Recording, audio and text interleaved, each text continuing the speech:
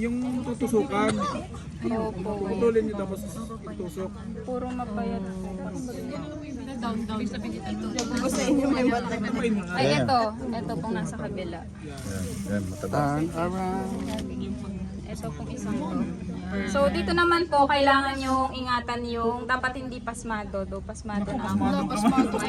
Kasi baka po mapasobra yung putol nyo. Ang kailangan nyo lang po dyan tanggalin, ito pong growing point. May iwan yung dalawang dahon. Ano po?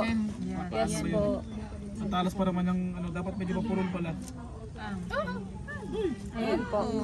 Tapos na, tutusukan nyo po ng toothpick. Yes po, alam na agad ni sir. Para umasan na kayo. Nasaan po yung ating kanina? Hindi man binasa yung brochure, binasa yung brochure. Nag-review eh. Tapos itutusok po natin siya dun sa gitna. Tapos dapat dahan-dahan lang po. Pagkatusok nyo pong ganan, kasi baka maano po siya eh.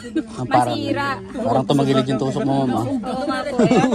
Ayan po, pagka natusok nyo na siya sa, pag natusok nyo na sa gitna, make sure po hindi siya lalagpas dito. Hindi siya Tapos baba. ikot nyo lang siya mga 3. 1, 2, 3. Ay, 4 yun. Kasi medyo siya eh. Hindi naman. Medyo maano siya, maliit yung ating seedling. Wala po kasi kami na ready na medyo mataba. Okay lang po. Medyo mataba. Nagmamatch na po. Ayun. Tapos, kukuha po tayo nung sayon. Kung kanina ay palis siya, dito naman ay magtatok. Yes, pang pencil cut. So, pwede nyo po i-cut ng ganon. Tapos dito, nyo na lang siya i-BB. Ganun lang pala, pagkasa. Ayan po, kahit maliit lang po. Tapos, I doubt po kung magkasya siya. Kasi po yan.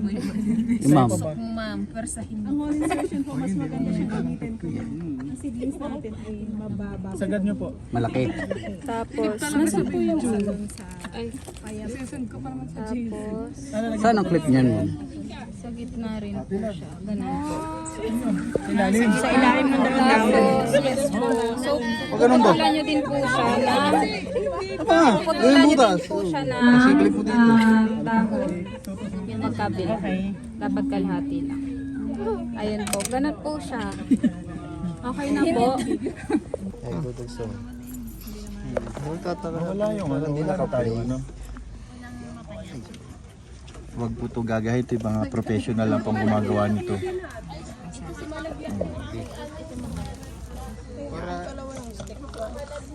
Hindi ko makita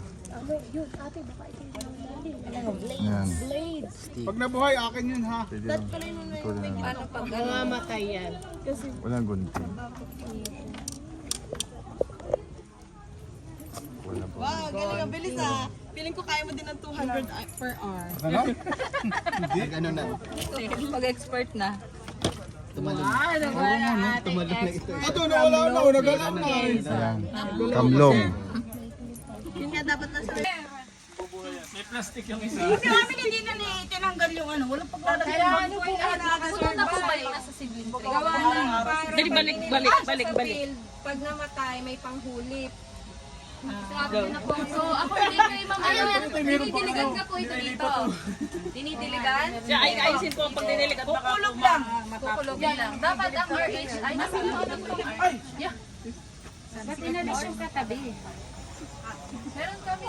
Mga di pa tinanggal oh.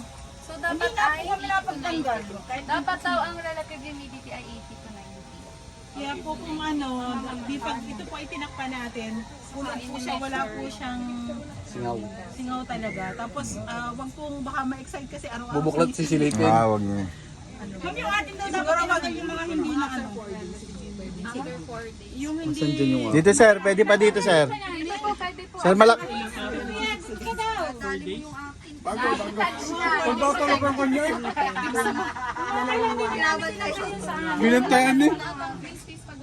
Tanggalin daw po muna natin yung mga wala hindi nakagraph ng araw. Ay, kami nagtanggal na eh. Kaya hindi pa. Hindi tatanggal.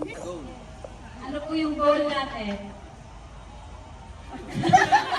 Ayan po, compare po dun sa natural na number ng kanyang harvest. Mas nadagdagan po siya yung number ng harvest po.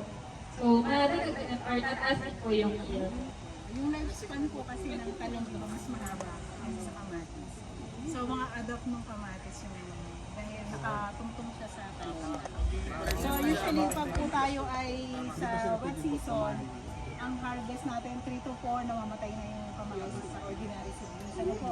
Pero pag naka-drop po siya sa talong, pwede po niyong madouble yung lifespan. Kaya nadodouble yung production. Imbis na 3 harvest lang, magiging 6 harvestings. Tapos sa tamang Dadalawa rin yun. Kahit isang dahon. Isang dahon, pwede. Yan? Abo, wala na yun. Ito ba? Ito ang tatanggalin ito. Sinag. Tapos, Tatanggalin. Yan, kahit isang dahon. Ito lang. Kaya lang, tukat-tukat. paano po yun? Ayun, kalahati na siya. Ere, Hindi, Kaya lang malalaki kasi yung ano. ang taba naman. Malalaki. Ang taba. Yun ma'am.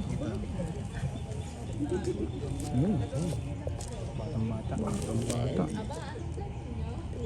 Dito pala dito nangingig dito. Bolong pasmado. Ay, Sumuot ka, baby. di kasya. Shit. Di, bakit hindi ata nakano? Ramdam mo yung ilalim. Hindi pa. Hindi pa para Hindi nag-abot. Pasok.